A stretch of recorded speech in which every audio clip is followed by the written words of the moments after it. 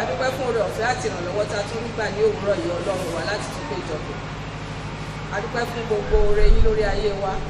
A dúpẹ́ fún àtìlẹ́yìn yín. Bàbá ní orúkọ Jésù Kristi Olúwa ẹ gba ọpẹ́ wa. Ní orúkọ Jésù Kristi Olúwa ẹ gba ẹ̀yìn wa. Àfijọ́ sin òwúrọ̀ ilé ẹ̀yìn Ọlọ́run ẹ̀mí mọ́ lọ́wọ́ ní orúkọ Jésù Kristi Olúwa ẹ wá gba ìṣàkóso. Ọlọ́run ayérayé ẹ darapọ̀ mọ́ wa. Ẹ gba ipò tó ní ọlá jùlọ. Nínú ọ̀rọ̀ ilé ní orúkọ Jésù Kristi Olúwa ẹ fi ara yín hàn wá. Ògo ni forúkọ mímọ́ ní orúkọ Jésù Kristi Olúwa wa.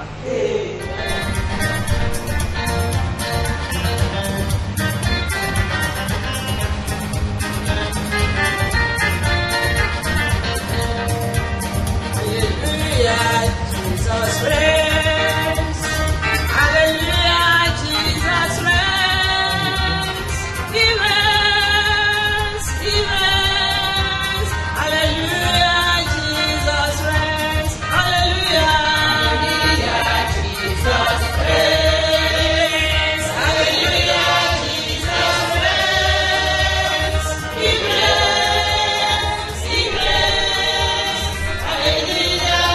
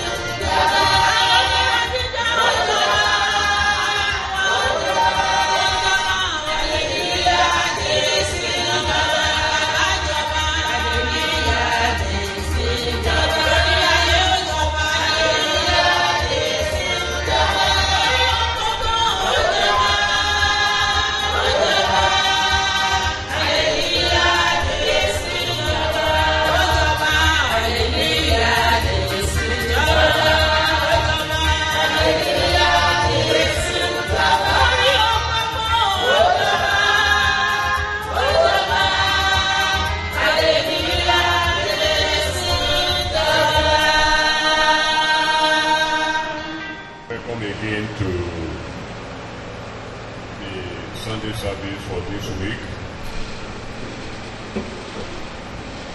We want to thank God for the privilege given to us to come, and for the Church of God in the technical diaspora. Because of the prevailing situation all over the world, we appreciate those who take time to listen to our message on air. here again we are this morning. And we believe strongly that the previous messages have been of richness to your spirit, soul, and body. And the word for today, you'll be blessed more in Jesus' name. Amen. And we don't want to waste much of our time. We're going to listen to the choir.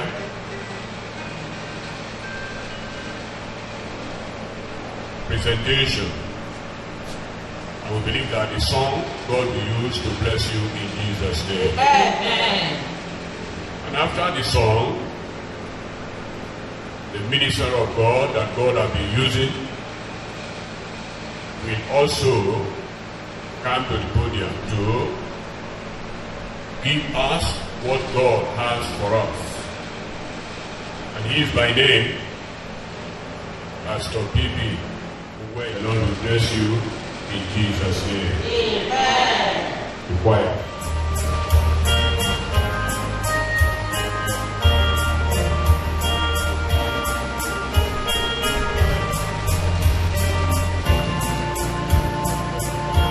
His cross and his road, we are traveling to heaven, opening at the cost of the way. His cross and his road, from the Savior is victor, his presence is the joy every day.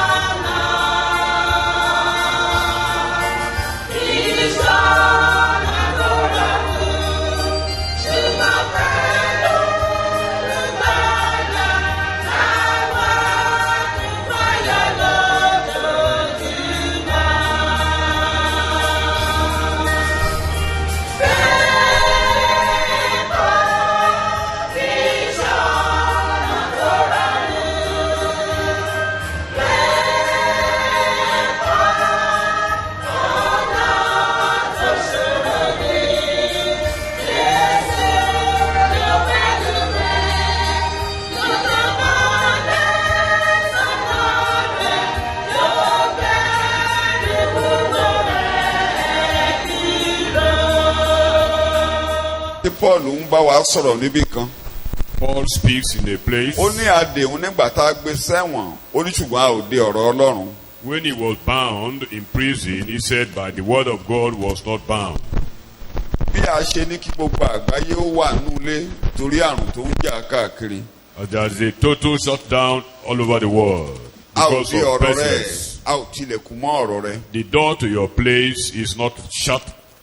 Ọ̀rọ̀ rẹ̀ ń jáde sí gbogbo àgbáyé. Your word comes out to the whole world. Kódà ìbẹ̀rù ń mú àwọn èèyàn láti gba ìwọ Jésù lọ gẹ́gẹ́ bí olùgbàlà lákòókò yìí. But people's hearts are gripped to accept the Lord Jesus Torí bí this táyé time. dé kò sẹ́ni tó mọ ibi tí yóò yọrí sí. Because the point of the world now, no one knows where it will Gbogbo result to. olórílẹ̀-èdè àgbáyé ń jàjàkadì kò sẹ́ni tó mọ ibi tí yóò yọrí sí. Leaders of nations all over the world strive, but Ibi they are tí not àrùn sure. yìí ti bẹ̀rẹ̀ wọ́n ní kó ṣàlàyé ara rẹ̀ kò lè ṣàlàyé ara rẹ̀ níbi tárùn yìí ti Even bẹ̀rẹ̀. the kickoff of this problem, the nations cannot define. gbogbo orílẹ̀-èdè àgbáyé ń dààmú lọ́wọ́ All nations of the world are in trouble, ṣùgbọ́n ìjọ rẹ ò dààmú. but your church is stabilized. láàárọ̀ yìí Olúwa bá wa sọ̀rọ̀. Amen. Speak to us. a tún wọnú ọ̀sẹ̀ mìíràn lọ Olúwa kí wá láyà. Amen. A new week, strengthen àti us. ẹ̀dúpẹ́ torí pé ìjì náà tó ń jà ó ń lọ ọlẹ̀.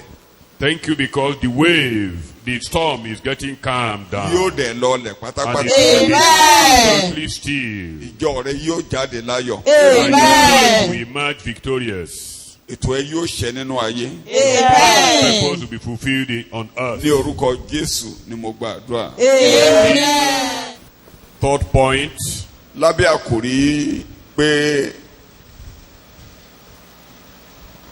Olúwa tàbí Jésù lùgbàlà ní ìrètí rẹ ní ọjọ́ ìdààmú àbí ọjọ́ wàhálà.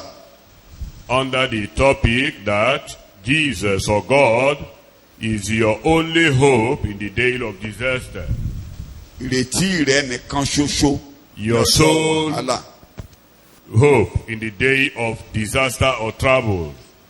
Àkòrí tí a máa gbé yẹ̀wò lábẹ́ tó ṣe ìkẹta lábẹ́ ẹ̀kọ́ yìí. The third subtopic we're going to examine under this lecture, Ó sin Ọlọ́run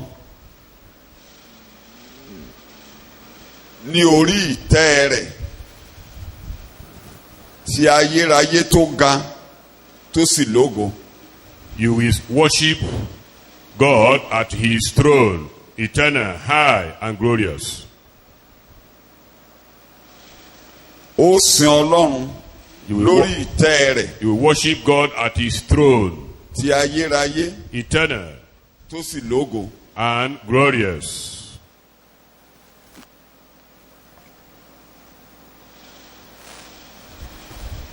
Bàtà bá débẹ̀ a máa wo nǹkan tó túmọ̀ sí. We will examine the interpretations Kódà nǹkan therein. méjì ńlá ló túmọ̀ sí. Apá kìíní ẹ̀ la máa wò láàárọ̀ yìí. One of the interpretations we'll be examining this morning. Apá kìíní ẹ̀ la máa wò. A lè wo gbogbo ẹ̀ tán Can't examine apá kan the, ẹ̀ la máa wò. the Bàtà bá holistic débẹ̀ màá picture. máa sọ. Ṣùgbọ́n ibi tá a ti bẹ̀rẹ̀ kó yé wa torí ojú Ọlọ́run ọwọ́ Ọlọ́run ló ń bá wa kọ́ wọn nínú ìrìn àjò yóò sì mú wa làjà. Where we started have to be examined because God's presence Jeremiah. accompany us in this journey. Orí ìkẹtàdínlógún Jeremiah chapter 17, ẹsẹ̀ ìkẹtàdínlógún. verse 17. The New Living Translation ló mú èdè mi jáde. Àkòrí tí à ń wò gangan. New Living Translation. Ẹ̀ka gbogbo èdè náà ló gbé bákan náà ni wọ́n. Má ṣe di ìbẹ̀rù fún mi. Bẹ́ẹ̀ ni Ìwọ ni ìrètí mi ní ọjọ́ ibi. ẹ fi yẹn sọ́kàn dáadáa. Lord, don't desert me now. You alone are my hope. Terror, don't be a terror. Ìbẹ̀rù wà láyé báyìí ṣùgbọ́n Yeah. fún ẹ̀yin onígbàgbọ́. There is terror in the world today, but for you Christians, Ọlọ́run ò dẹrù bà wá. God is not terrorizing us. Gbogbo èdè tó ń jáde nínú ayé èdè ìbẹ̀rù ni. All the statements echoed all over the world is echoes of fear. Jeremiah níbi tá a kà yìí. Jeremiah, where we read, Gbogbo àwọn tó wà lórílẹ̀-èdè ló ń dẹ̀rù bà nígbà náà. the people of the Wọ́n ní wọ́n máa nation, pa wọ́n halẹ̀ mọ́ gan. the people Gbogbo in the ìbẹ̀rù ló nation, yí ká. they threatened to kill him, harassing him. Ó wá dúró níwájú Olúwa. Then he stood before God. Ó ní Olúwa, Say, God, ó dẹ̀rù bà mí o. you are not the one terrorizing Ó me. lè dẹ́rù bà And mí you o. cannot terrorize me. Ìwọ nìkan nìrètí And mi you ní ọjọ́ alone is my wàhálà. hope in time of disaster or So ẹ̀rù trouble. wà ní ìgboro There are báyìí. terrors in the world. Ìwọ náà jẹ́wọ́ ẹ̀ níbi tó bá ti gbọ́ Confess mi. it anywhere you Ìwọ hear me. Ọlọ́run, That ó you, dẹ́rù bà God, you mí are not o. terrorizing me. Gbogbo Bíbélì pátá. In the whole Ọlọ́run ò dẹ́rù scripture, bà yàn rí. God has never terrorized his Ọlọ́run ò dẹ́rù children. bà mí o. God, you are not terrorizing Ìwọ me. nìkan ní ìrètí mi ní You ọjọ́ wàhálà are my yìí o. hope in time of Ó disaster. dẹ́rù bà ní o, dẹ̀ dẹ́rù bà mí You o. cannot terrorize me as your Ẹ̀rù lè child. máa lọ nígboro o. There might be terrors and fears in the Ohùn ẹ̀rù world. lè máa jáde o. There might be a statement of terror in the Gbogbo ariwo world. tá à ń gbọ́ lè máa mú ìbẹ̀rù lọ́wọ́. All the noise everywhere might Ṣùgbọ́n ìwọ terrorize. Ọlọ́run ò dẹ́rù bà But mí. you, God, you never terrorize Ìwọ me. nìkan ní ìrètí mi And ní you ọjọ́ alone wàhálà. is my hope in time of disaster. Bẹ́ẹ̀ ni kó máa rí. So shall it Ní be. orúkọ Jésù Kristu Olúwa wa ni mo gba àdúrà. Jesus Christ's name Amen. we pray. kì í dẹ́rù bá ní. God never terrorizes. mi ò fẹ́ lọ jìnnà gbogbo ọ̀pọ̀lọpọ̀ náà lẹ̀ ń gbọ́ lórí ọ̀rọ̀ 5G àti kòró. You'll be hearing a lot about the coronavirus. We get to the second aspect of today's lecture. 5G tí wọ́n ń pa. The noise of the 5G being echoed. Ìtumọ̀ 5G ni fifth generation, fourth generation la wà báyìí lórí internet. Fifth generation. Ó máa mú internet sáré ju bó ṣe ń sáré lọ́wọ́lọ́wọ́. It means that the fifth generation of internet we hasten or we accelerate. Kódà ó máa fi àyè gba authoritarian government. Ó máa gba àyè gba authoritarian government. Ayé àṣẹ control ju bá ṣe wà. To enhance global dictatorship. Bóyá aṣòdì ò ní bá wa níbí. But Antichrist is coming along, he will not meet us here. But you children of God, you know, you should not be troubled. Torí ọjọ́ ọ̀dáǹdè wa ló súnmọ́ lé. Because our day of redemption is at hand. Èdè ìṣẹ̀yìn ń pariwo àwọn tí ò bá mẹ́kọ̀ọ́ láìṣẹ̀ máa pariwo already. Mo ti máa ń sọ fún wa pé stage ti set fún ẹni tó máa ṣèjọba ayé yìí, stage ń set lọ́wọ́. The stage is being set for the world dictator that will assume office soon. 2G, 3G, 4G is setting the stage. Everything is preparing and about to usher in the dictator. Ẹ jẹ́ kí n sọ kékeré kan fún yín báyìí kẹ́ ẹ fẹ́ mọ̀. Let me remind you briefly. Wọ́n sọ fún president orílẹ̀-èdè wa. Pé kò ní ìdí àti máa pín nǹkan káàkiri pé níbi tó jókòó sí l'Abuja account number gbogbo Nàìjíríà wà lọ́wọ́ ẹ̀. Our president has been told that all the account number of all Nigerians are with him there. Fọ́tò gbogbo Nàìjíríà wà lórí tébù ẹ̀. And the picture of everybody wà lórí tébù and all the BVNs are there. So ó lè control yín níbi tó wà yẹn lórí àga ẹ̀ l'Abuja. He can control all right there in Abuja. BVN ni owó yín. That BVN is your money. Ó lè block account anybody lórí tó. He can block anybody's account. Ó lè sanwó sínú account. And he can pay money there. So tẹ bá ṣe sọ pé cherry stage tí 5G generation máa dé á rọrùn láti wọ́n á ju ATM sọnù ẹ ní máa kó the next level of 5G might discard the use of ATM card. Maybe abẹ́rẹ́ ti lè lọ bóyá ìgbà yẹn wọ́n á gbé nọ́mbà jáde tó ní kálukú àmà bẹ́ẹ̀ stage ti sẹ́ẹ̀ tó bá fẹ́ pín nọ́mbà báyìí wọ́n lè pín nọ́mbà tó sì sí báyìí. If number is to be given now, it will be easier to. Kò kàn ṣe é pé nítorí pé kọ̀mpútà ò tí ì débẹ̀ ó máa débẹ̀. The computer will still develop to that level. Kò tí ì débẹ̀ ṣùgbọ́n gbogbo yín báyìí lẹ́tẹ̀ tẹ̀ka. All of you that are fingerprinted. Ẹ̀ka yín dẹ̀ yàtọ̀ síra. And no two fingers are equal. Gbogbo yín ló ní ID ní gbogbo àgbáyé pátápátá. Every individual has a unique identity. And the leader of the whole world will know you, Odawa. And the leader of the whole universe will know you personally. Nínú yàrá ibi tí olórí orílẹ̀-èdè bá jókòó sí orílẹ̀-èdè gbogbo ẹ̀ bá jókòó sí ló ti máa control gbogbo ayé. He will be controlling from ṣé bí kọ́ ni wọ́n wú ní China point. tó dé gbogbo àgbáyé? The world is already a village yàrá kan a ò jìnnà síra báyìí a ò jìnnà síra báyìí. The world is a village, just a coffin in China. Ẹ̀rí àrà táwọn fi kọ̀mpútà dání ṣe tí is setting the whole world destabilized. Eléyìí tí mo kó wájọ fún Mike bí I can sit in my room and send the messages to the whole world. Your message can be disseminated globally. Zoom meetings, Skype, gbogbo ẹ ti wà tó jẹ́ pé wà á kó gbogbo àgbáyé jọ síwájú ẹ báyìí sínú. Gather the whole world together as a village. I can have a meeting with 100 people on Zoom in my bedroom, and all of them will be in computer in my presence. Mo lè máa ṣe pàdé pẹ̀lú ọgọ́rùn-ún èèyàn nínú yàrá mi. Àjọ máa fi gbogbo àwọn ẹ̀rọ ayárabíàṣá sọ̀rọ̀. Àdèjọ máa discuss lórí fóònù pẹlẹbẹ tó ń gbé káàkiri. So ẹ̀rù ń bayé The world is afraid. ẹ̀rù ò gbọ́dọ̀ bà wá ni mo bá You débẹ̀. believers should not be like that. You should not ẹ̀kọ́ be gbọ́dọ̀ afraid. yé eyín You débẹ̀ must kọ́lọ́run ò understand dẹ̀rù the bà word wá. of God, that God is not terrorizing us. gẹ́gẹ́ bí èdè bàbá Paul ó lóun ti sọ fún yín According to tẹ́lẹ̀. Paul, that I said I've told you before, Jésù olùgbàlà ti sọ gbogbo eléyìí fún wa Jesus tẹ́lẹ̀. have said it Bó before, máa ṣẹlẹ̀, ó that lè it will ṣẹlẹ̀. happen, and it's happening. a kàn láyọ̀ kó sojú We are wa happy that it happens in our ó presence. sojú wa. Those things are happening in our presence. ògo ni fún orúkọ Glory Ọlọ́run. be to God. hallelujah ògo ni fún orúkọ Glory Ọlọ́run. hallelujah ìwọ nìkan ní ìrètí mi ní ọjọ́ You ìdààmú. alone is my hope in the day Jẹ́ n lo of àpẹẹrẹ kékeré disaster. kan. Let me give you a little kí n máa tún lọ example. sínú kókó ẹ̀kọ́ ẹ má gbàgbé kọ́kọ́rọ́ mò ń bọ̀ lórí kọ́kọ́rọ́ àpẹẹrẹ kékeré kan. àpẹẹrẹ yẹn lágbára lọ́pọ̀lọpọ̀. ìdààmú bá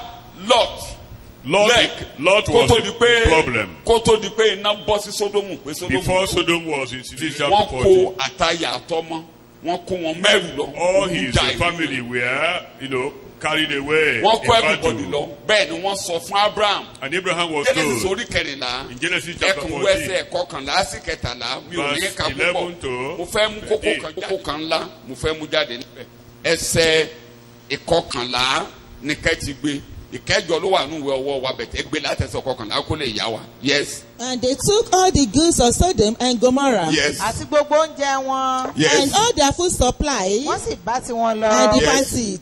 wọ́n sì mú Lot They also took Lot, ọmọ arákùnrin Abraham Yes. Abraham's nephew, tí ń gbé Sódómù Yes. wọ́n sì kó ẹrù rẹ̀ wọ́n sì lọ. and his possessions, and departed, for he was living in Sodom. ẹsẹ̀ kẹtàlá.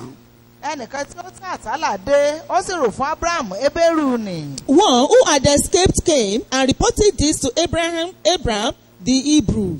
òun ṣàtẹ̀dó ní igbó Mamre ará Amórì. Now Abraham was living near the great trees of Mamre, the Amorites. ẹ wá rí i pé ogun tó jà wàhálà tó dé tó kó Lot ọmọ àbúrò Abraham tó kó mẹ́rù tó kó lọ. that took away Lot, the nephew of Abraham, was a battle of God. kò sí nǹkan tó ń ṣẹlẹ̀ nínú ayé tó bá ti fọwọ́ kan àyànfẹ́ tó gba Jésù gbọ́ tó fọwọ́ kan Jésù tàbí ìjọ Jésù ogun Ọlọ́run ni. Any battle that touches a Christian or the Church of Christ is the battle of God. ogun Ọlọ́run ni. It's the battle of God. Abraham dìde Abraham rose. mi ò fẹ́ lọ́jà ogun yẹn. He went to fight to the battle. If you look at verse 15, ẹ bá wo ẹsẹ̀ kẹẹ̀ẹ́dógún Bíbélì ń sọ. Verse 15. ó sì pín ara rẹ̀ Yes. òun pẹ̀lú àwọn ọmọ ọ̀dọ́ rẹ̀. bẹ́ẹ̀ ni.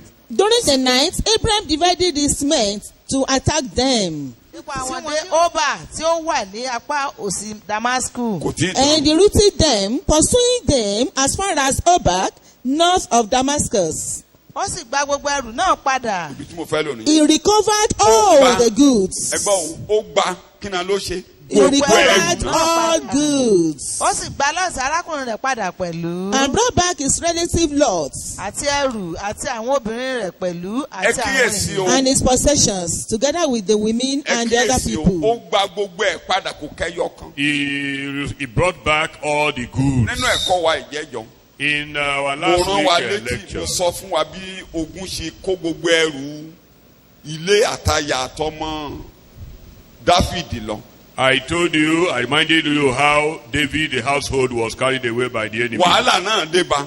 He was in trouble. ó sunkún He cried. ṣùgbọ́n ó wojú But Ọlọ́run. he looked up to God. Ọlọ́run dìde lórí And God ọ̀rọ̀. arose to his case. Lọ́ọ̀tì ò tiẹ̀ ráyè ránṣẹ́ sí bọ̀ọ̀dá ẹ̀ ń bí yìí. Lot was not the one that sent for his ṣùgbọ́n ẹnìkan ló uncle. mú ròyìn yẹn sétí Abraham. But somebody told Abraham. Abraham dìde And Abraham arose láti fi hàn yín páwọn ọ̀run dìde pẹ̀lú rẹ̀. to tell you that the Ogun heavens Ọlọ́run. arose with him. It was a ó battle of dìde God.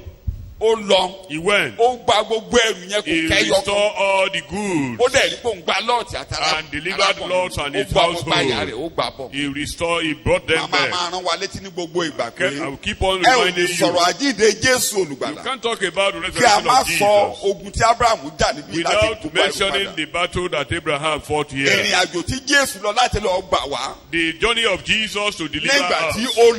olè tí í ṣe èṣù tó kó wa mẹ́rù nínú Ádámù. When the thief has captivated us in Adam, ìgbèkùn àdìwá lọ sí ìgbèkùn gbogbo èèyàn pátá. We were taken to prison. All gbogbo alákó humans, lọ sí ìgbèkùn all pátápátá. humans were taken tí to Jésù captivity. gbẹ́dì But Jesus tó jáde intervened. lọ sọ́run àpáàdì He tó lọ went tó to wá hell jáde. to bring us ẹ back. fagi sí èdè yẹn mi ò láyé ìdílálẹ̀ yìí o. Underline the statement.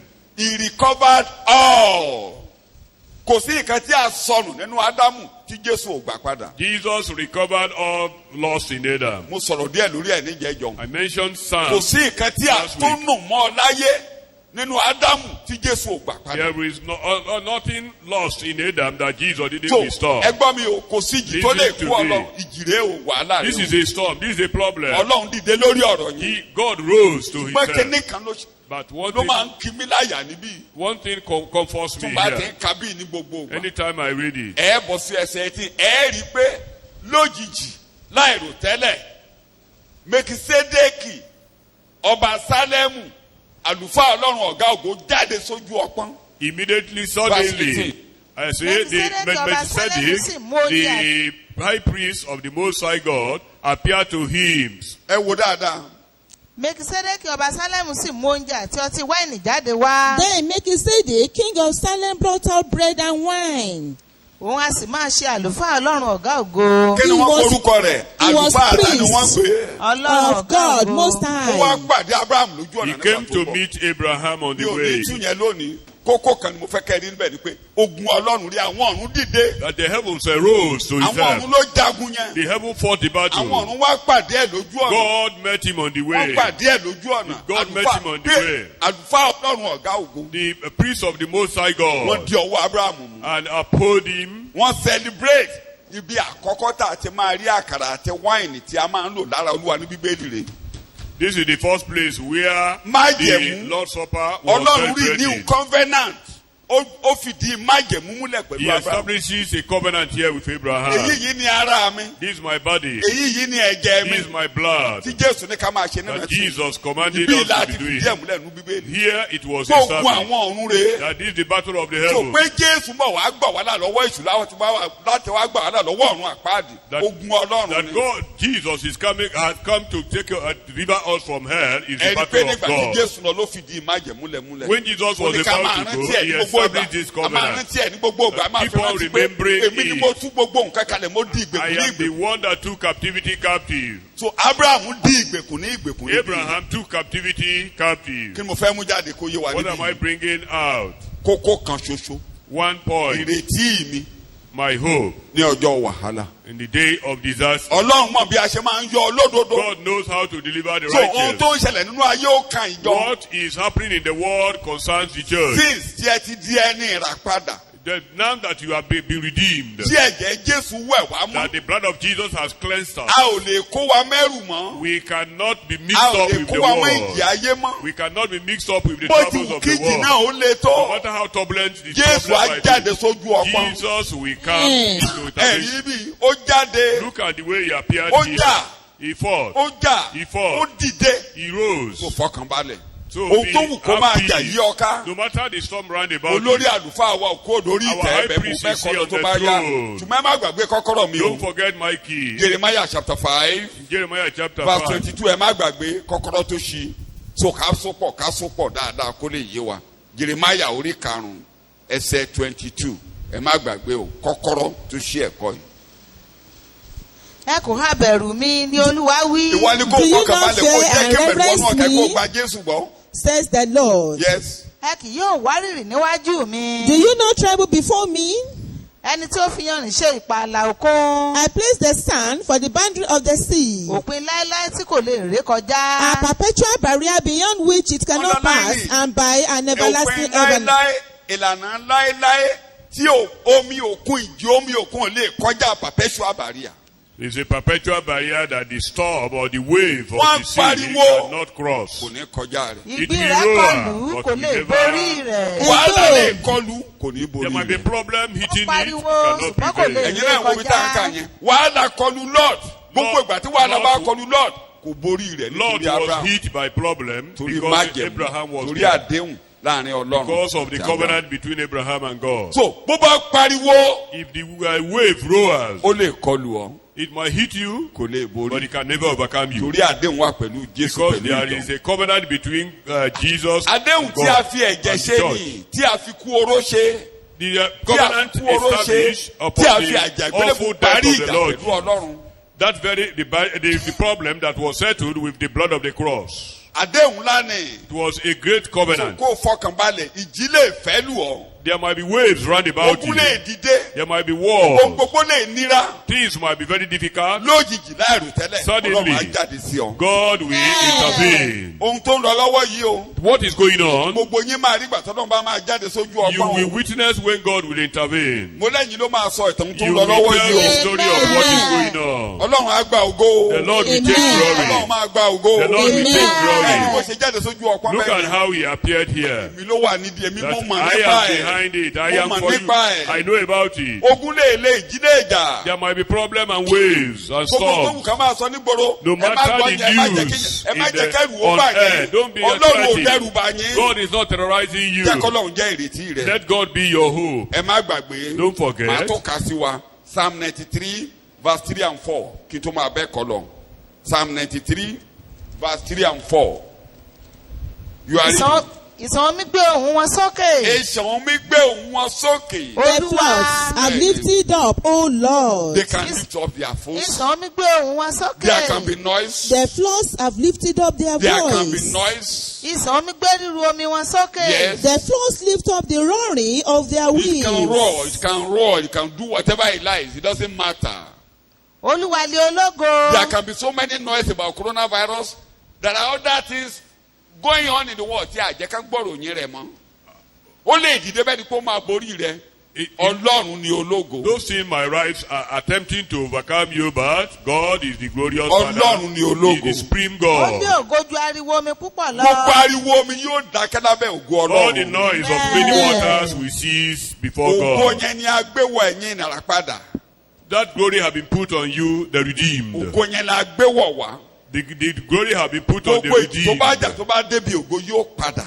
Every storm that gets to the Apariwo glory will yóò reverse. padà. It will roar, but Ó it lè will ní ọ̀rẹ́ ni kó reverse. fẹ́ borí kò lè borí. It will appear as if it's going to overwhelm, Abẹ́rẹ́ but bí it Lord will ti ṣe yọ. reverse. Look at how Lord Ó got yọ. delivered. Ó yọ. Look at how he Ó got yọ. delivered. Àwọn ọ̀run dìde lórí ọ̀rọ̀ rẹ̀. God arose to his Gbogbo help. tó ń là kọjá àwọn ọ̀run á dìde lórí ọ̀rọ̀ Oh, rẹ̀. you are passing through. God will. Ní apá kìíní.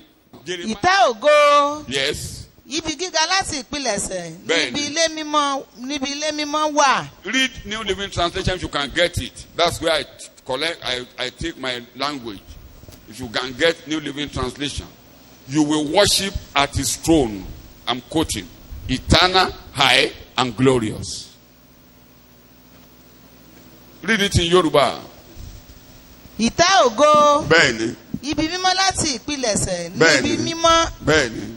Níbi ilé mímọ́ wà. Ibi ìjọsìn. Jeremiah ń gbanú wàhálà kọjá. Jeremiah was passing through stress. Ó lóun máa jọ́sìn. He said he is going to worship God. Ẹ̀yin náà máa jọ́sìn. You also will worship Ọmọ God. lẹ́yìn náà máa You jọ́sìn. will have Amen. worship God. Àti lè jọ́sìn ọ̀hún ni Jésù ṣe lọ jagun fún wa. For us to worship God Sorry, well, Jẹjọ. that was why Jesus fought the battle for us. Àṣà ń gbogbo jọ pátápátá tó túká.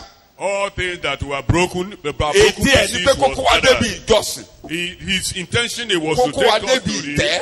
the Kókó wa sanctuary débi of worship. ìtẹ́. Take us to Ìtẹ́ the throne. ayérayé. Ìtẹ́ tó ga gbogbo Everlasting lọ. throne, Ìtẹ́ far tó above all lógo. things, glorious throne, Ìtẹ́ tó jẹ́ tayérayé. throne that is Ìtẹ́ eternal, ìtẹ́ tó ga.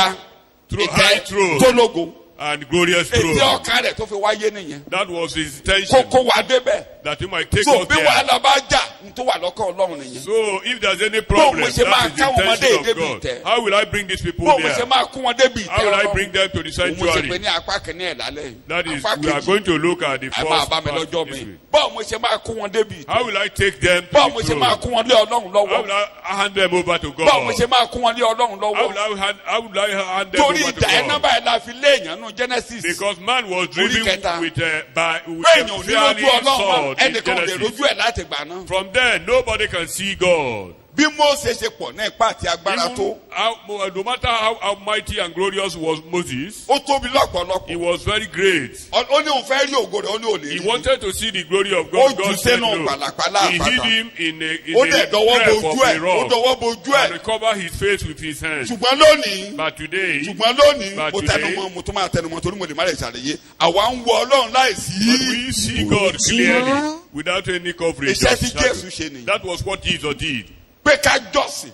For us to kókó wa rejoice, débi ìtẹ́. to take us to the throne, kókó wa débi so that he ìtẹ́. might take us to the ìtẹ́ throne tó of ga grace, tó the ga high throne, tó ga high throne, tó jẹ́ ta yérayé. and is tó dẹ̀ eternal, lógo and lọ́pọ̀lọpọ̀. is glorious. Mósè ò rí. Moses didn't see it. Bíbélì wa sọ nígbà tó dénú Kọ́ríńtì kejì orí ìkẹta. The Bible says in 2 gbogbo Corinthians àwọn tó bá chapter, tẹ̀lé Mósè lẹ́yìn that all that followed Moses, tó sì ń fi ayé wọn gbé abẹ́ òfin májẹ̀mú that are still láéláé living under the Old tó Testament tó law, wà lábẹ́ ẹbọ àti àwọn òfin àti that ìlànà are still Mósè under sacrifices and atonement of títí Moses, dòní ordinances of Moses. ojú wà ní ojú wọn. Till today, there is a veil covering them. Wọn ò from lè seeing rí God. Ọlọ́run. They can't see God wọn ò lè clearly. débi They ìtẹ́. can't get to the throne. ìbòjú náà ni Jésù mú kúrò ní ọjọ́ ikú àti Jesus àjíǹde rẹ̀ removed the veil the day he gave up the ghost on the tí ò cross. ní jẹ́ kéèyàn débi ìtẹ́. So the veil that prevents you Akáṣọ from ìkéde going there, kúrò once and the for all. veil was torn from ètí top Ọlọ́run to ní the kéde bottom. tẹ́ ẹ bá ti déwájú Ọlọ́run ẹ̀ níṣòro. That is, the intention of God is that when you get to his presence, your kò sí problems are ẹnìkan tó solved. gòkè lọ sí ọ̀run rí. Nobody have ascended to àfi heaven ọmọ before, ènìyàn tó ti ọ̀run sọ̀kalẹ̀ wá. except the Son of Man that so descended. bíjì ń jà jù bẹ́ẹ̀ lọ. So no matter how turbulent the storm Ọlọ́run ní might be, ète. God has intention. Ọlọ́run ní ète. God has mo purpose. máa kó yín That déwájú he mi. will bring you máa to kó yín his débi presence. I'll ìtẹ́. bring you to the máa kó throne. yín débi ìtẹ́ I'll bring you ayérayé. to the máa kó everlasting yín throne. débi ìtẹ́ tó ga. I'll bring máa you kó to the yín high débi throne. ìtẹ́ ògo. I'll bring you to the Ọkàn throne of Ọlọ́run glory. nìyẹn. That's the intention of so n God. tẹ́ ẹ̀ ń dà kọjá lákòókò yìí So o. what you are passing through now, tó wà lọ́kàn Ọlọ́run ẹlẹ́dàá that's nìyẹn o. what is behind the bó ń mind ṣe of máa rí God. tẹ̀hún nínú ayé. How will he get his tó à ń own kún into wọn débi God? ìtẹ́. How will he take ìtẹ́ them tó to the ga. throne? High throne. báwo ni Jésù ṣe ṣe yẹn. How did Jesus do kókó kan that? péré ni mo máa tẹnu mọ́ Just one lábẹ́ ẹ̀ tí point màá to kàn be fi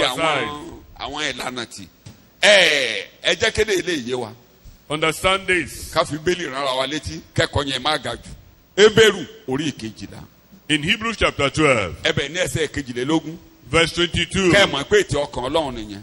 know that ní that's the intention of God àṣeparí iṣẹ́ ìgbàlà. to finish olórí the work ọ̀fẹ́ of ṣe. salvation by grace. wá ṣùgbọ́n ẹ̀yin wá sí òkè Síónì. tẹ́ ẹ gbọ́ bẹ́ẹ̀ yẹn. But rather you've come to Mount Zion. Síónì wà ní Jerúsálẹ́mù. There is a physical ṣùgbọ́n Zion ibi in tá à ń kà yẹn rí Jerusalem. pé kì í ṣe Síónì But Jerúsálẹ́mù. this one is not referring to the earthly Zion. ìlú Dáfídì nìyẹn. That was the city of David, ibi tó kọ́ tẹ́ḿpìlì sí where the nìyẹn. temple was ibi tó gbé erected, àgọ́ àgbẹ̀ tó ń gbà kú tí ẹ̀rí sí where nìyẹn. the ark of the tabernacle, ark of the covenant ibi was. tí a pè wá sí kì í ṣe yẹn. But where we are invited to now kì í tiẹ̀ ṣòkè sí ní. is not even Mount kì í Sinai. ṣòkè sí náà tó ń yọ náà. Not Mount Sinai Kì í ṣe that ibi tó lẹ́rù. was wrapped ibi with tí ẹ̀kọ́ gold. ti bẹ̀rẹ̀ nìyẹn. Ọlọ́run ò A dẹ́rù bá fearful wa. mountain. kì God í is ṣe ibi tó wà not láti ń terrorizing sàn. us. Ọlọ́run ò halẹ̀ mọ́ wa. God is not threatening ṣe us. lọ́lọ́run ń pè nìyàn wá God sọ́dọ̀ rẹ̀. invites people to so ìjì tó himself. ń jà láyé Ọlọ́run ò dẹ́rù bá wa. So the storm in the world, ọmọ èèyàn ló ń wá God bó is ṣe not máa rí terrorizing ènìyàn us. nínú ayé tó máa wá sí ọ̀dọ̀ God ẹ̀ ló is ń wá. seeking for an avenue of how ẹgbẹ̀ẹ́dógún to bring coronavirus man. ìbàjẹ́ Ọlọ́run fẹ́ mú ọkàn No jáde matter nínú what ayé. the coronavirus is doing, God wants to Ọlọ́run get ò fẹ́ souls kẹ́nikẹ́ni to kó his kingdom. ṣègbé. He didn't want so anybody ìwọ to olùgbọ́ perish. mi Ọlọ́run ò fẹ́ kó sọnù. My listener, God doesn't want you o to get nínú lost. wàhálà tó ń You jà will not yìí. get Amen. lost. ètò Ọlọ́run ni ó fẹ́ mú ọ wá síwájú rẹ̀. We want to bring you as member of Ọlọ́run ò the dẹ́rù church. bá o. God is not o terrorizing ní you. bá wàhálà yìí lọ o. You will not Amen. be Oh, carried never away will by I this know. problem. You will not be Amen. swept away by Ọlọ́run ní this dá Ọlọ́run ò problem. dẹ́rù bá o. God is not terrorizing you. jẹ́ kó jẹ́ ìrètí rẹ̀. Let it be your hope. jẹ́ kó Jésù jẹ́ ìrètí Let rẹ̀. Jesus be your hope. mo sọ ní jẹ́ẹ̀dógún mo ní I kó told jẹ́ you kẹ́kọ̀ọ́ 15 ní days ìlàyà. ago. Be jẹ́ circumcised. kẹ́kọ̀ọ́ ní I ìlàyà. said, be jẹ́ circumcised. kọ́kẹ́ ẹ̀ wárìrì. Let your heart be jẹ́ kẹ́kọ̀ọ́ circumcised. wọlé. Tremble and Ètò let the word Ọlọ́run of yóò God ṣẹ mọ́ ọ enter. lára. And God's plan will be ẹ wá fulfilled in sí your òkè life. Síónì bíbélì You come lẹ́ka. to Mount Zion. ṣùgbọ́n ẹ̀yin wá sí òkè Síónì. Bẹ́ẹ̀. But rather you have come to Mount Zion. àti sí ìlú Ọlọ́run alààyè. Ibi tá a wá Even sí to the ìyẹn city of the ìlú ta ni living wọ́n pè God. é. ìlú Ọlọ́run alààyè. kì í ṣe ìlú Dáfídì. It's kì í not the ṣe city ìlú of èṣù. David.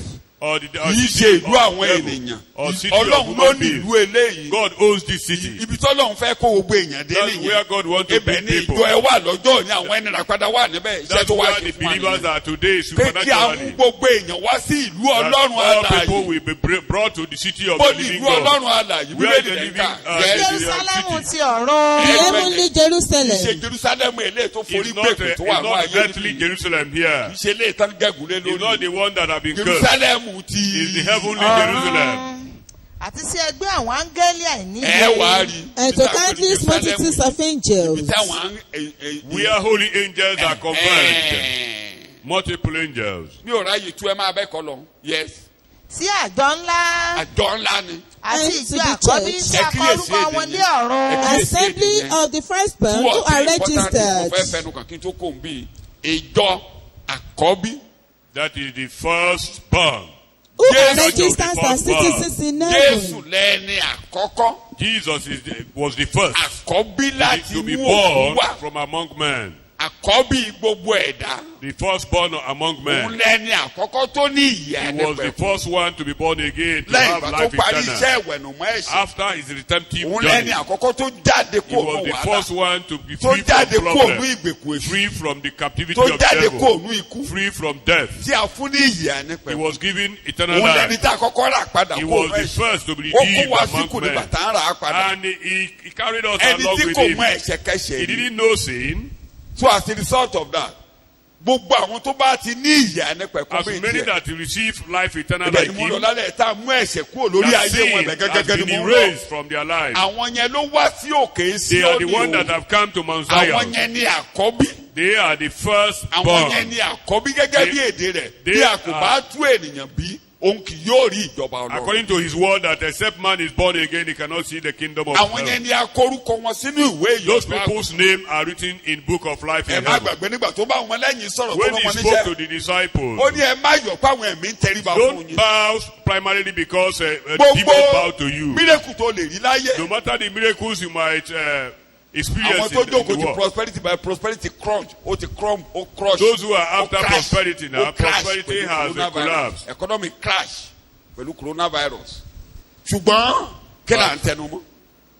What are we emphasizing? Kí là ń tẹnu mọ́? What are we emphasizing? Ohun tó wù kó ní láyé. No matter what you Ohun have, tó wù kó dà láyé. What you become. Ìyá tó wù kó rí láyé. or whatever you Ó have, ní ẹyọ̀ lórí ìkéne kan. rejoice over one particular thing, Torí àkórúkọ yín that sínú your ìwé names ìyọ̀dọ̀ are àgùntàn. inscribed in book of Tí a life. bá ẹ̀rà ọ́ padà. If you are not redeemed, Kó o lórúkọ sí ọ̀dọ̀ to have name Ọlọ́run. with O God, wáyé.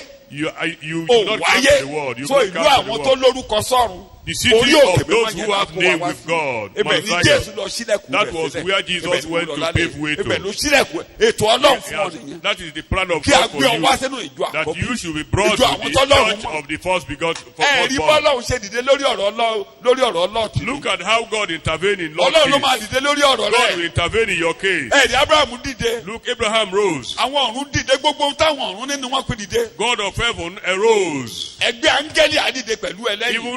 Even hosts of angels will rise because of you. Nígbà tí Jacob lọ lójú ọ̀nà. And when Jacob was Tó on his way, padà lọlé. was Ogun ọ̀run going pàdé ẹ̀ back. lójú ọ̀nà. Òun gan rí pé the ogun hosts of Ọlọ́run heaven rèé. met him on the way. He Àwọn saw ogun it. ọ̀run ló máa bá ọkọ wọn ní The nínú hosts ayé. of heaven will accompany So you. ìjì tó ń jà kò ní borí This ẹ. storm will not overcome you. Kò ní borí ẹ. The hosts of heaven, Jẹ́ the storm wá will not lórúkọ overcome nínú you. ìjọ àkọ́bí. But come and have a name in the Mo church sọ of the òní firstborn. lójijì láìrò tẹ́lẹ̀. Olórí àlùfáà gan lóríde.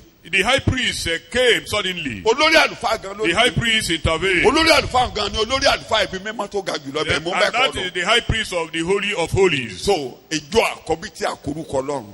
Ó kéde The kan church bẹ́ẹ̀ of the tó kọ́. firstborn, written in Ó heaven. kéde kan. Àti sọ́dọ̀ Ọlọ́run onídàájọ́ gbogbo Ọlọ́run tó ń ènìyàn. ṣe ẹ̀tọ́ fún gbogbo ènìyàn. God And to of the God justice. Tó who parí is ọ̀rọ̀ judge. ẹjọ́ lórí ọ̀rọ̀ ayé ènìyàn. God has finalized the Wọ́n mọ̀ case bẹ́ẹ̀. of man. Tó parí ọ̀rọ̀ God ẹjọ́. of justice. Ó kéde kan. Yes. Àti sọ́dọ̀ àwọn ẹ̀mí olóòótọ́ ènìyàn tí a ṣe ní Ó kéde àṣepé. kan. Yes. Àti sọ́dọ̀ Jésù alárinà májẹ̀mú titun. Ẹ̀hẹ́n. Oníṣìjú Ọlọ́run ni tó máa kó wálé Ọlọ́run The lọ́wọ́. Àti sí mediator ibi of the ẹ̀jẹ̀ new ìbùwọ́n covenant. Ṣé ẹ rí àwọn tí a dá láre? Those who are Tọ́lọ́run justified. ò dá lẹ́bi. That God is no more Ẹ̀mí condemned. olóòótọ́ ènìyàn The spirit of the tí a ṣe righteous ní one àṣepé. that are Torí ibi perfected. tí ẹ̀kọ́ mi lọ lálẹ́ gangan nìyẹn. Àwọn tọ́lọ́run ò dá lẹ́bi tí ò ka ẹ̀ṣẹ̀ sí God lọ. no more condemns them, nor reckons sin on their names. Jésù onítìjú ọlọ́run. Jesus is the mediator of the New Testament covenant. níbi ẹ̀jẹ̀ ìbù wọn. And the place of the sprinkling, the blood of the Ẹ̀jẹ̀ sprinkling, ìbù the blood of the sprinkling, ẹ̀jẹ̀ ìbù wọn. the blood of the tí ń sprinkling sọ̀rọ̀ ohun rere ju ẹ̀jẹ̀ that abẹ́lé. speaks better things So- than that of Abel. ibi mímọ́ tọ́lọ́run fẹ́ kó wa dé nìyẹn. That is the holy place God wants ìpele us to take àkọ́kọ́ us. ẹ̀ inú ayé ilẹ̀ láti máa kó yín débẹ̀ nínú ẹ̀mí. The first level of it is in this world. ìpele kejì Your spiritual nígbà tí placement in Jésù this bá dé world. lẹ́ẹ̀kejì a máa And the sọ ní. second part is when Jesus will come. ẹ̀pà àkọ́kọ́ ẹ̀ ni pé ètí ẹ̀ ni pé mo fẹ́ kó yín lé ọlọ́run lọ́wọ́. The intention of Jesus is to hand you over to mo God. fẹ́ kó yín lé ọlọ́run ẹlẹ́dàá gbogbo He wants àgbáyé that he lọ́wọ́. might hand you over to God. o nígbà wo báwo ló ṣe máa. When and how? Number one, ìgbà tá a bá ti mú the cloud of guilt, gbogbo ohun tó mú ìdálẹ́bi tó mú ẹ̀ṣẹ̀ wá, tí a bá ti mú kúrò níwájú orúkọ When rẹ, guilt is removed from your life, tí a bá ti mú yẹn kúrò, if guilt is removed, ó dórí òkè Síónì. you've come to Mount Zion. The cloud of guilt and your sins is far out of his sight. Gbogbo ohun tó jẹ́ ìdálẹ́bi All that tó so are mẹ́ṣẹ̀ guilt tó bá and kúrò sin, níwájú orúkọ rẹ lọ́dọ̀ if Ọlọ́run, they are taken away from God's side, kúrò níwájú Jesus Ọlọ́run, did that to ó remove kú it ìwọ from kó tẹ́wọ́ gbà. He has removed Ká it mú from kúrò níwájú God. rẹ. It's you now to accept it so Jésù that parí you iṣẹ́ become pẹ̀lú. whole before God. Ó yanjú ìyẹn. He settled that. Ó ti yanjú ìyẹn. He has settled Ó wá ń that. retí kí gbogbo èèyàn kó wá síbi And he ìtẹ́. expects that people should come to him Pé mo now. ti kó ìdálẹ́bi àti ẹ̀ṣẹ̀ kúrò níwájú Ọlọ́run fún And mi. I've taken away guilt and sin from Mo kó God. kúrò níwájú Ọlọ́run I've fún taken mi. it away from God's Ẹ side. máa bọ̀ níwájú mi. Ẹ Come máa to bọ̀ me. níbẹ̀. Queue Orí ìtẹ́ behind yẹn ló ti me. máa dáa fún It yín. shall be well with you on Bẹ́ẹ̀ni the nígbà tẹ́ throne. bá ti débẹ̀ yẹn. If you get there, Afẹ́fẹ́ àti ìjìgbà ti rẹ gbọ́. Dákẹ́jẹ́. we'll hear your Ìbá voice. ṣe ìbínú rẹ̀ rogún, ìbá ṣe èṣù tàbí No ogun. matter what is raging, Kò sí it's God. ẹni tó lè rí The tempest, ọ̀fọ̀nà all of them, tí will bow. Olúwa ọ̀run àtayé wá. Wọn yóò finú dídùn ṣe fẹ́rẹ́. Dákẹ́jẹ́, dákẹ́jẹ́. Wọn yóò finú dídùn ṣe fẹ́rẹ́. Dákẹ́jẹ́. Ẹ má gbàgbé orí ìtẹ́ yẹn. Ọlọ́run ló wà ń bẹ̀ o.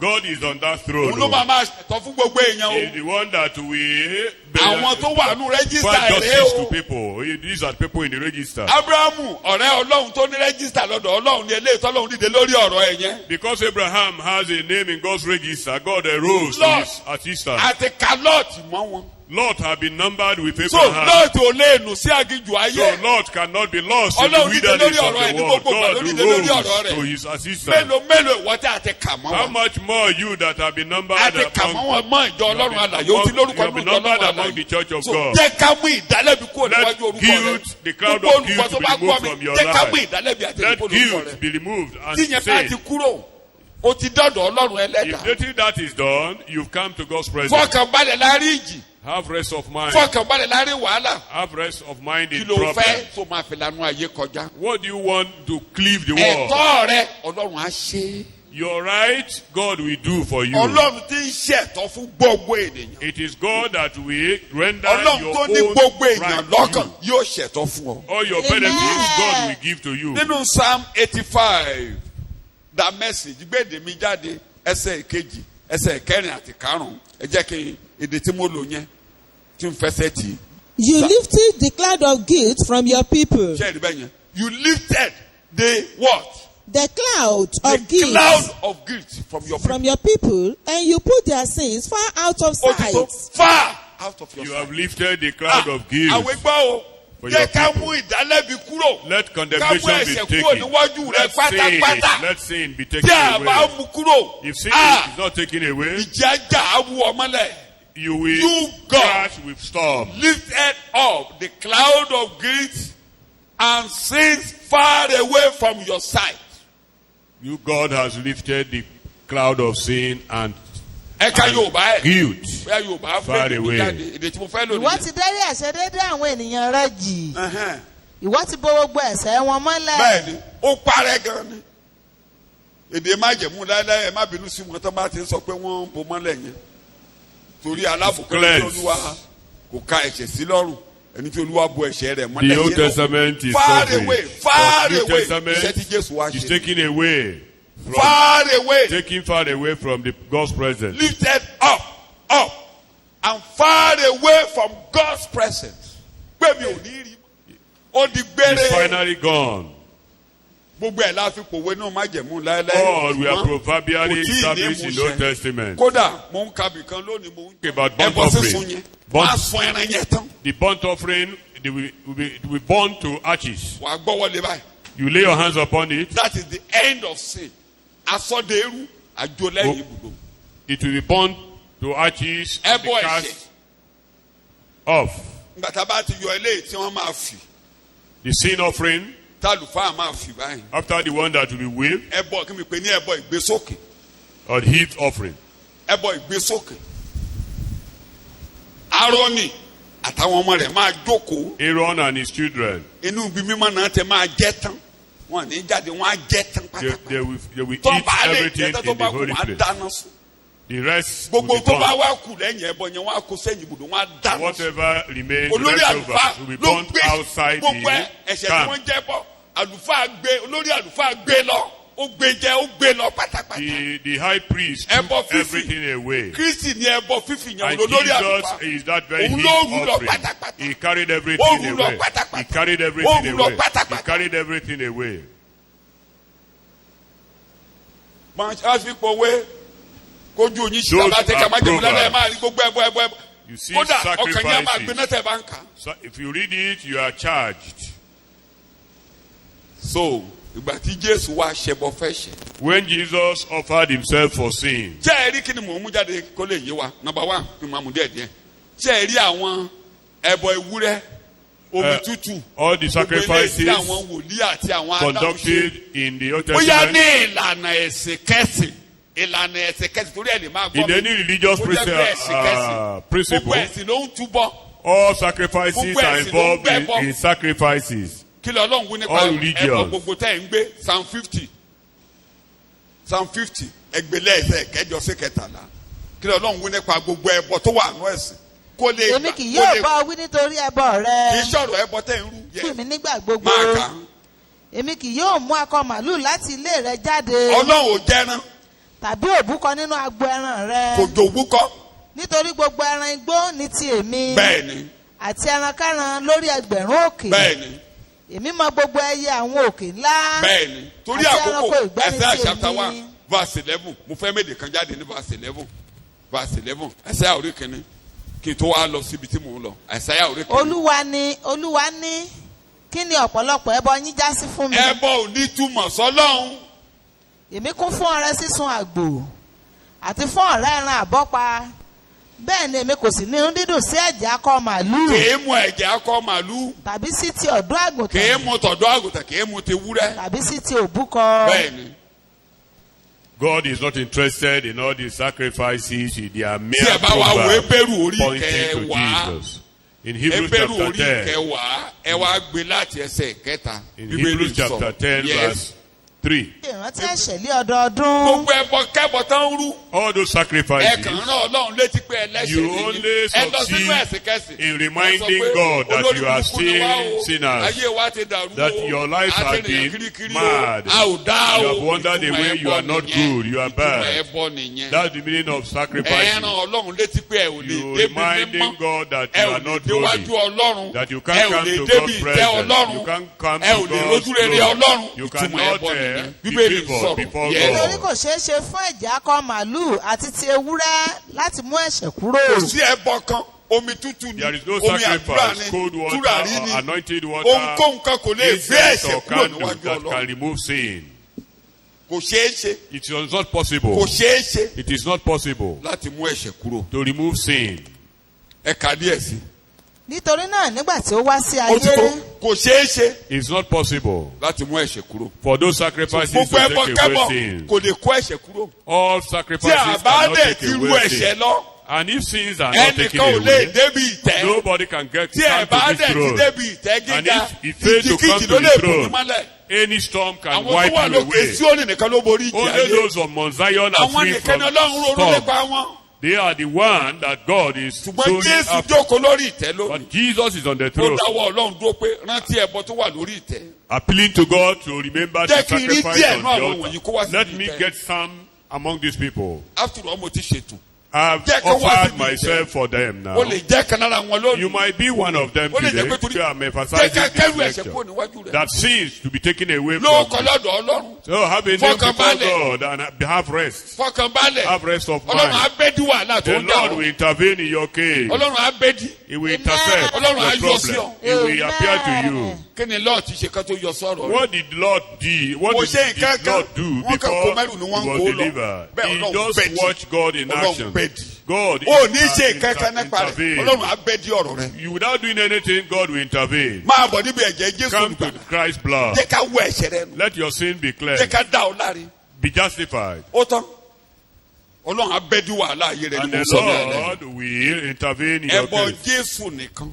God, Jesus' offering. ẹbọ Jésù nìkan. Jesus' sacrifice. torí nígbà tó wá sí ayé. Because when he òun came là ń kà to yẹn. ó ní mo dé Olúwa láti say, ṣe I have come to do your will, O God. òun nìkan.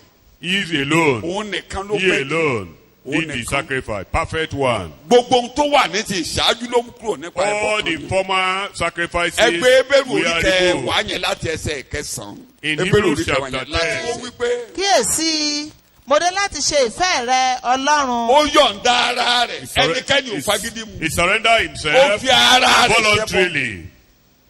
ẹbọ kan tó lè tu Ọlọ́run lójú. That's only appeasing ó bẹ́ dí ọ̀rọ̀ sacrifice. ènìyàn yóò bẹ́ dí ọ̀rọ̀ rẹ̀. He intervened in man's ẹni bó ṣe case. jáde sí Abraham. Look at how yóò he bẹ́ dí came ọ̀rọ̀ to rẹ̀. Abraham. He will intervene in your life. Ọlọ́run má jẹ̀mú ni. God of covenant. ẹ̀dẹ̀ nígbà tó bá pàdé Abraham lójú ọ̀nà kí ó ṣe pé ó wá kẹ́rù. When he met him, ara tí mo gbé kalẹ̀ nítorí the ẹ̀ṣẹ̀ body surrendered for ó your yá sin. gbà kó o jẹ. Take and eat. èyí yí ní ẹ̀jẹ̀ mi. And this is my ẹ̀jẹ̀ blood tó tu Ọlọ́run lójú rẹ̀. that appeased gbà kó God. o mu níbẹ̀. Take and ó mu drink. búrẹ́dì ó mu wáìnì. He gave him bread and Májẹ̀mú wine. This lórí covenant. májẹ̀mú yìí ó ní ìdálẹ́bi Based níwájú on Ọlọ́run. covenant, you are no more lórí condemned májẹ̀mú before yìí God. àwọn ọ̀run ló ń bójú tọrọ ayé rẹ̀. Based on this covenant, the Àwẹ̀ heavens will take care of májẹ̀mú your kan life. tọ́lọ́run ń wọ̀ nìyẹn kò wọ́n That's nǹkan the mìíràn only ayé o. covenant that God is looking for. jẹ́ ká mú ẹ̀ṣẹ̀ rẹ kúrò. Let your sins will be taken kò away. wọnú ètò pẹ̀lú Ọlọ́run And àlàyé. enter into divine program ogun kó with wù kó God. lè jà láyé. No matter the storm facing ó you, bá tirẹ̀ lọ láàrin wọn ó bá you tirẹ̀ will lọ. pass through them ó uninjured. bá tirẹ̀ lọ láàrin You wọn. will pass through them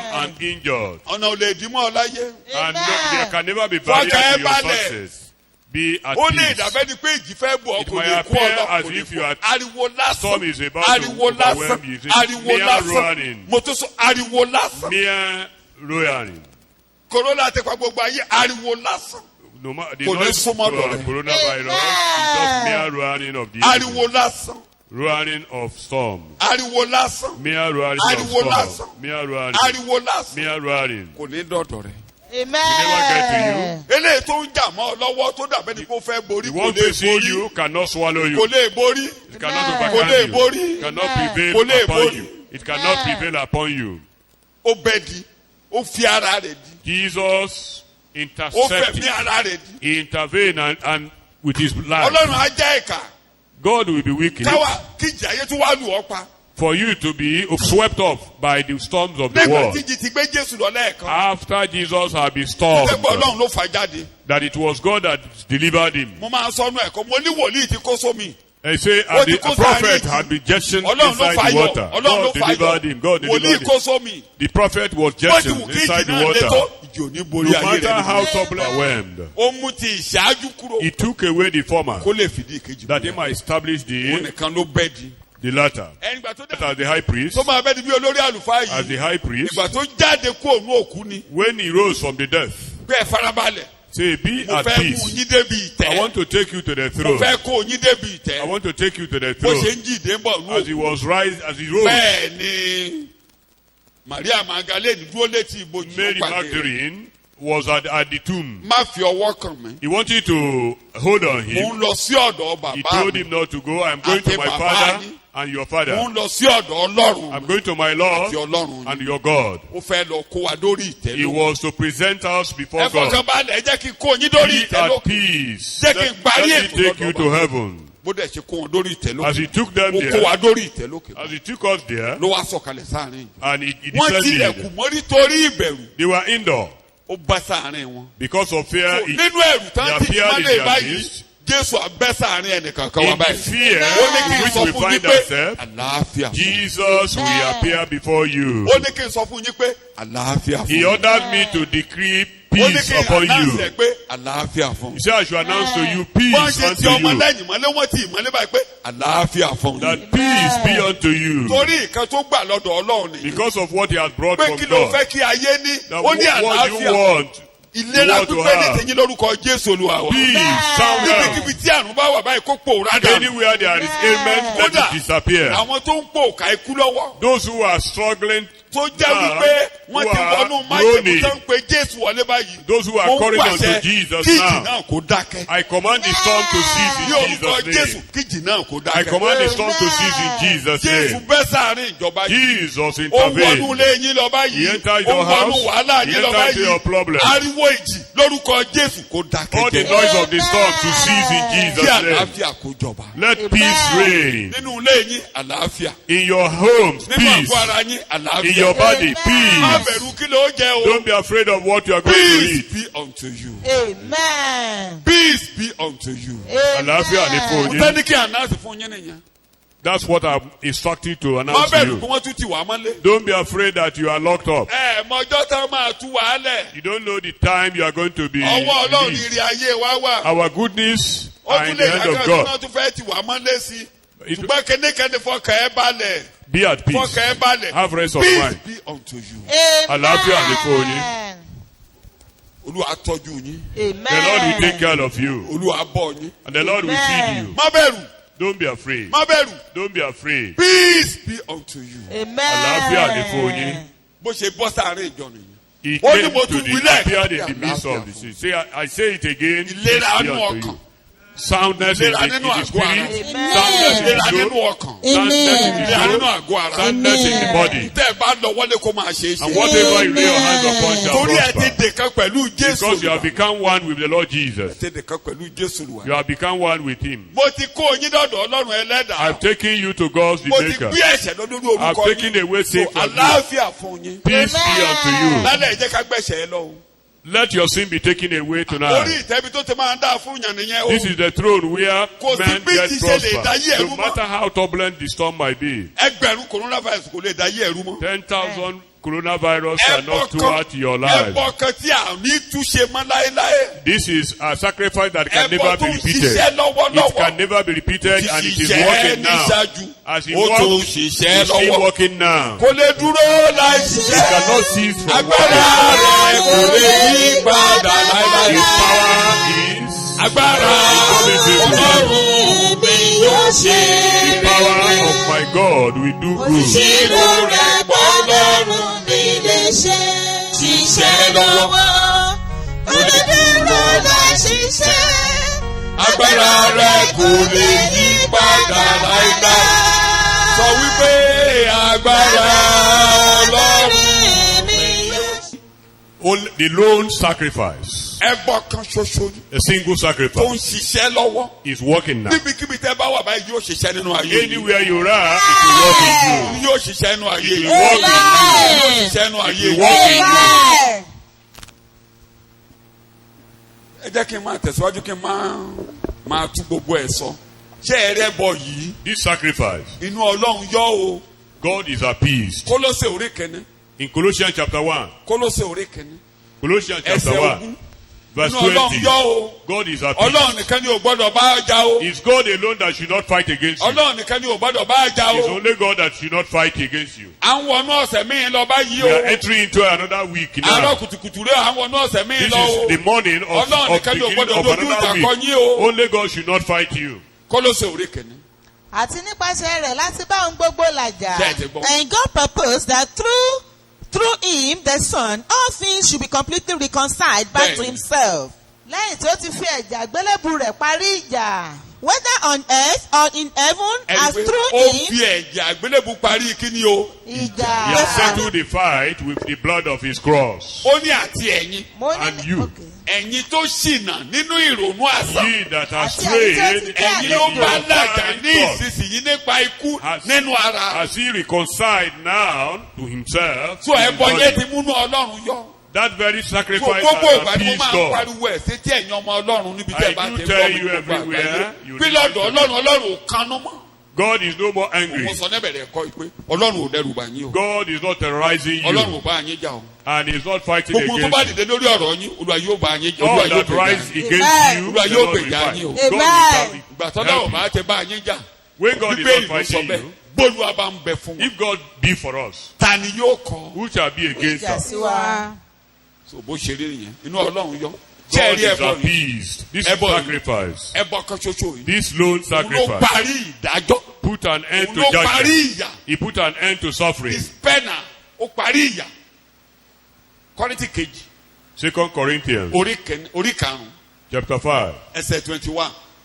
verse so 21. ìyà ó ṣe tiẹ̀ mọ́. The suffering Nítorí ó is ti no fi more ṣe yours. ìdájọ́ yìí ṣe tiẹ̀ mọ́. Judgment or Oh, condemnation ní is no wọnú more ìdájọ́ yours. You lọ. no more Amen. need condemnation. 21. nítorí ó ti fi ṣe ẹ̀ṣẹ̀ nítorí wa. for our sake, he made Christ virtually to be seen, olóòótọ́ who knew fún no àwọn sin. aláìṣòótọ́. ẹni tí kò mọ ẹ̀ṣẹ̀ kẹ́ṣẹ̀ ó tó rí. Jésù olùbẹ̀yẹn kò mọ kẹ́ni rí. He never Knew no knew sin. sin. òun ló jìyà rẹ̀. He suffered for you. sọ bẹ́ẹ̀ ìyà ó ṣe tèmi mọ́. ìyà yìí ṣe Suffering tèmi mọ́. is not mine. fèdè ẹ̀kún kó dá ọ lójú. ẹnikẹ́ni tó bá gbọ́ ọ̀rọ̀ mi. Anyone that hears my word tó bá gba ẹni tí ó rán mi gbọ́. and accept he that ó sent ní me, iyì tí kò. he has everlasting life. òun kì yóò wá sínú He will never ìdájọ́. come to kò condemnation. ní wọnú ìyà He mọ́. will never Amen. enter kò into ní suffering. wọnú He ìdálẹ́bi will never mọ́. enter mi into ò ní dojú condemnation. ìjà kọ mọ́. God will no more fight against him. God is not against so me. ìyà ó ṣe tiẹ̀. Suffering is not mine. ò ní wọnú ìdájọ́ lọ. You will not enter ìdá into ọlọ́run judgment. lè kọjá sórí ayé And the rẹ̀ Son mọ́. of God will not be ẹgbọ́n mi against dáadáa you. ká tiẹ̀ mo tútù sọ ká ní pé ọlọ́run ló yọ̀dà sáyé báyìí. Even assuming that it's God fighting against the world pé now, ọlọ́run ló yọ̀dà kòrónà. that God Kò ní is wọnú behind ilé it, it tiẹ̀. will not enter into your house. mo ní kò ní í ṣe. It will never enter into ó your máa lé ibi house. tó máa yà sí. He knows the houses he could ọlọ́run ló enter. yọ̀dà sí Egypt. God fought against Egypt. ó máa lé ibi tó máa lọ. About that kò very wọlé fact, ìjọ àkọ́bí he ní knows where Egypt. to kò wọlé ìjọ enter. He never àkọ́bí. entered the so house of the kòrónà people ní of wọnú lé Israel. wa bá ọ. Corona will never enter your house. oníwọnú lé wa bá ọ. ó It máa will lé bá ọ never, lọ. it will never sùn enter your báyìí ló ń house. lọ. tó bá dẹ̀ tó wọnú ilé kan ó mẹ́ni tó ń wá.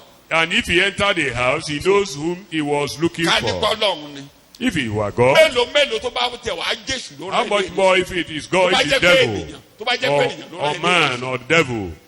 bí orin tá a kọ yẹn ó ní ìbáà jẹ́ èṣù ìbáà Without- jẹ́ ènìyàn Without ìbáà jẹ́ Satan, ohunkóhun man, or anything, kò sí omi tó lè borí ọkọ̀ there is no wave that can níbi táwọn overwhelm ọlọ́run the àti àyè ship jókòó sí. where the God of heaven and ọ̀tọ̀ earth máa is. sọ ó ní tó bá èdè Dáfídì ní ó ní tó bá jẹ́ ọlọ́run ni kó gbẹ́bọ. So if it is God, let him bẹ́ẹ̀ wọ accept ìwọ sacrifice. sọ tó But bá you jẹ́ ọlọ́run ló saw, ń tì ọ́ pé kó wàá bá if mi it's jẹ́ God moving you ọ̀dà to wage war against ẹbọ me, ni kọ́lọ́run bójú wò bẹ́ẹ̀ ni. let God consider the bẹ́ẹ̀ tó bá ti sacrifice. jẹ́ ènìyàn ló But tì ọ́ if it's man that kó dẹni pushes you, ìfibú let it ibikíbi be tó wù ìbá tó accursed. wá kó dẹni ìfibú. Anywhere this battle comes from, let it be accursed. sọ ẹbọ Jésù parí ìyà The sacrifice of Jesus puts an end to ò ní suffering. wọnú ìdájọ́ You mọ́ will not enter into judgment. ò ní wọnú ìyà You mọ́ will no more Amen. enter into suffering. ò ní wọnú You ìdálẹ́bi will mọ́ not enter into olóò ní condemnation. wọnú ìdálẹ́bi You mọ́. will not enter into mo sọ condemnation. lẹ́ẹ̀kan mo ní gbogbo mi ò ní lọ sínú dítè torí àkókò mi láàárọ̀ yìí mi ò ní lọ sínú dítè torí pé gbogbo àwọn ẹyẹ tí a fi ṣe ìwẹ̀nùmọ́ fún àwọn adẹ́tẹ̀ àti ẹbọ àgùntàn kan tí a fi ń rúbọ ní ọjọ́ ètùtù ó ti ṣàlàyé bí Jésù ti kó ẹbọ lọ tó kó ẹ̀ṣẹ̀ lọ lẹ́ẹ̀kan ṣoṣo.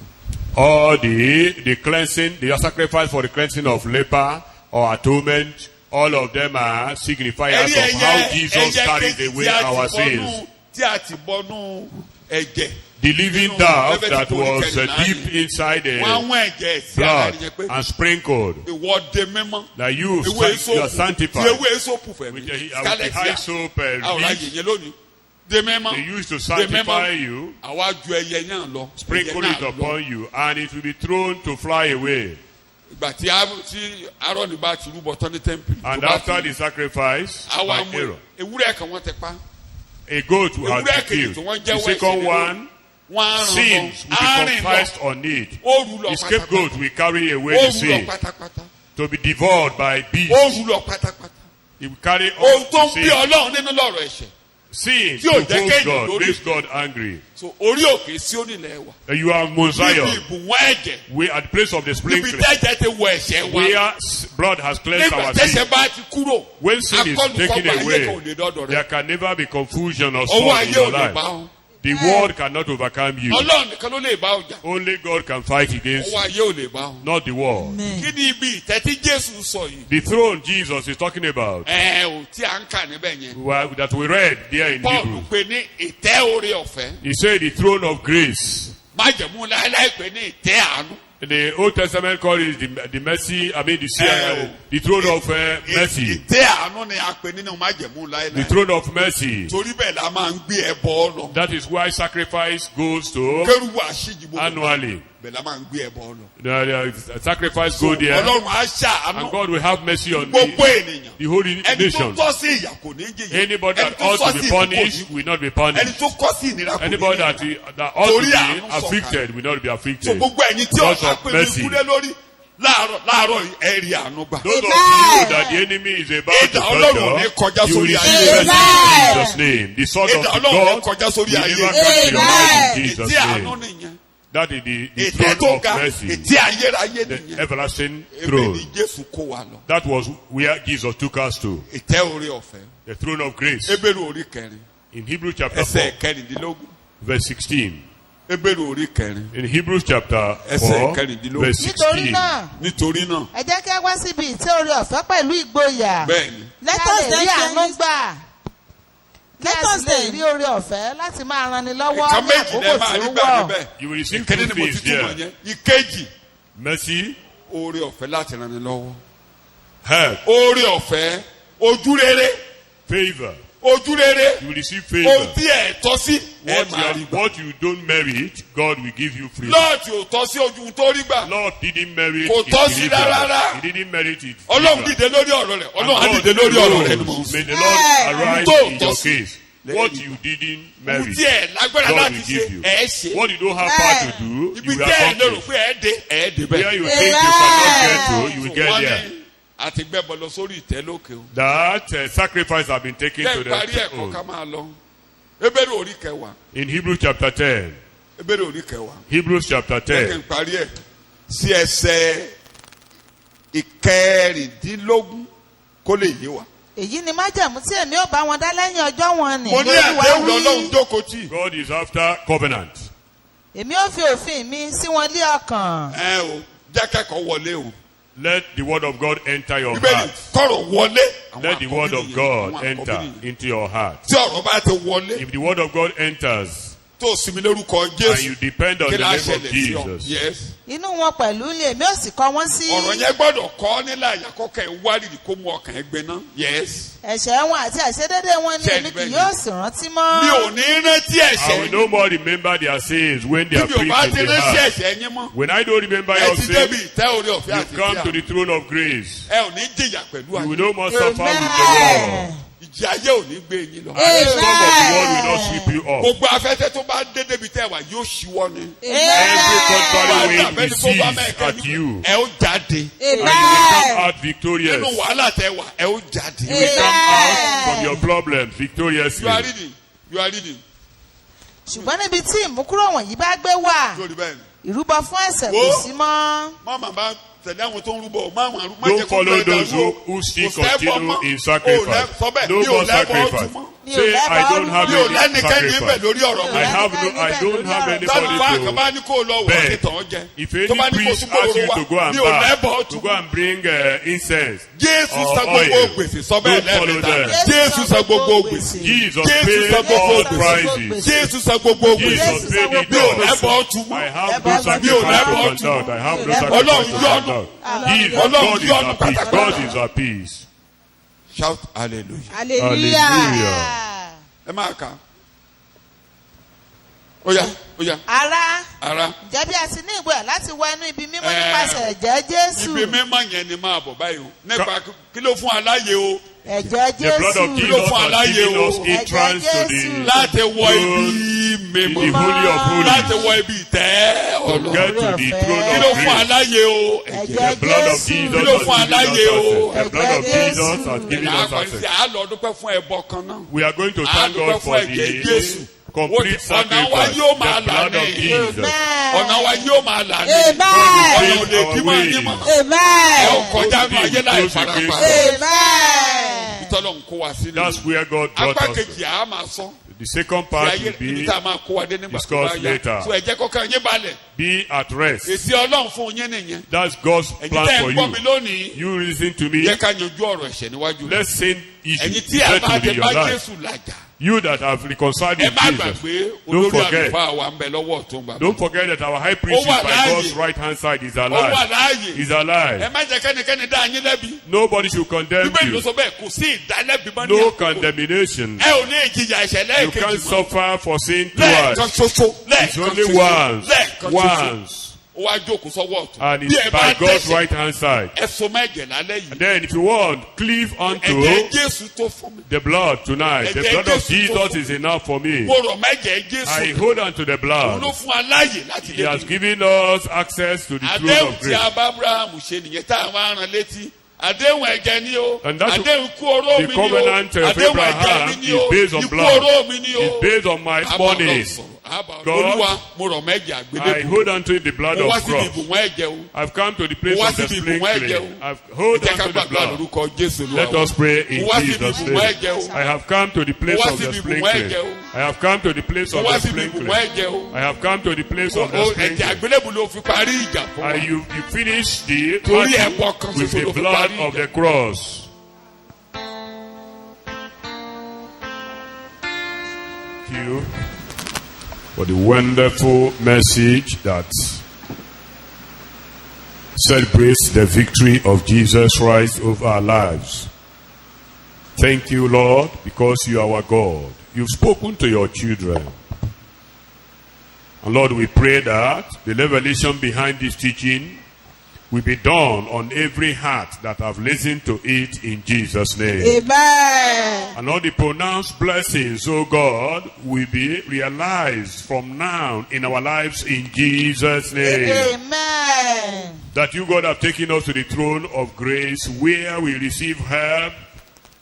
That for the people that have surrendered their lives to you, oh God, that have surrendered their lives, that the word of God has pricked their hearts, and they have yielded unto you as they listen to this message, Lord, we pray that you will accept them into the beloved in Jesus' name. Amen. And we are going into the new week again, Lord. We pray that you energize us and cause this word to continue to drive us, to propel us from victory to victory in Jesus' name. Amen. Thank you, Father, because you answer. Thank you, Jesus. For in Jesus Christ's name we pray. Amen. You share the grace. Fún mi, Jésù ti tó fún mi. Ó ti tó fún mi, Jésù ti tó fún mi. Ṣó tó fún ọ? Ó ti tó fún mi, Jésù ti tó fún mi. Ó tó fún mi. Ó ti tó fún mi. Jésù ti tó fún mi. Torí níbi tí ẹ̀jẹ̀ Jésù wà, ìrúbọ fẹsẹ̀ kò sí mọ́. Jésù tí ìrúbọ fẹsẹ̀, ó gbé ẹbọ lọ sí ọ̀run. Ó sí dálẹ́bi fún ẹ̀ṣẹ̀ mọ́. Jésù tí tó fún mi. Ó tó fún mi. Ó ti tó fún mi. Jésù tí tó fún mi. Ó tó fún mi o. Ó ti tó fún mi. Jésù tí tó fún mi. Orí ọ̀fẹ́ Jésù Kristi Olúwa wa. Amen. Fẹ́ ti Ọlọ́run. Amen. Ìdàpọ̀ ti ẹ̀mí mímọ́. Amen. Kó máa bá wa lọ. Amen. Ẹ̀kẹ́ hallelujah. Hallelujah. Hallelujah. Hallelujah. Hallelujah. Hallelujah.